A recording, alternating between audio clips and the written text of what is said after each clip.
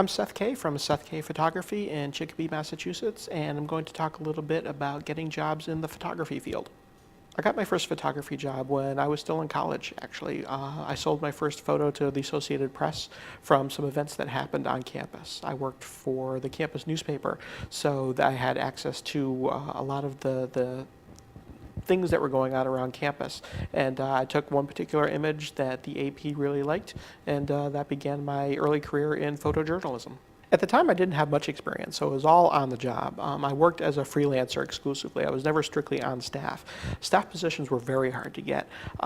Very often, photographers who had years of experience in local newspapers, magazines, and some larger magazines and newspapers had difficulty getting staff positions on the AP. So I was more than happy, being a younger person at the time, to just freelance and travel around New England and photograph things that were going on. Over the last few years, magazines and newspapers have consolidated.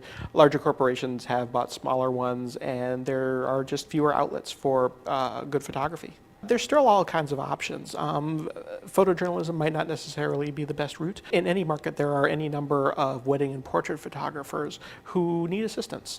Very often, they will hire people to second shoot for them, to carry lighting around. And in those positions, people can learn the craft and learn the trade. And then eventually, maybe they can strike out on their own and start their own businesses. Some of the advantages of being a freelancer are that sometimes you can make your own hours. You can work when you want to.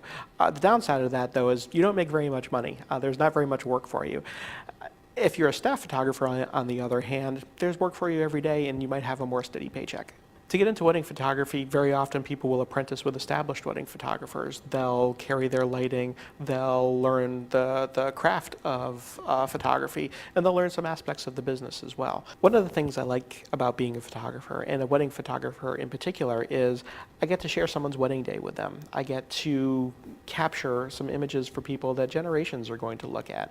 And I look at that as a great responsibility, and it's something that I have a whole lot of fun.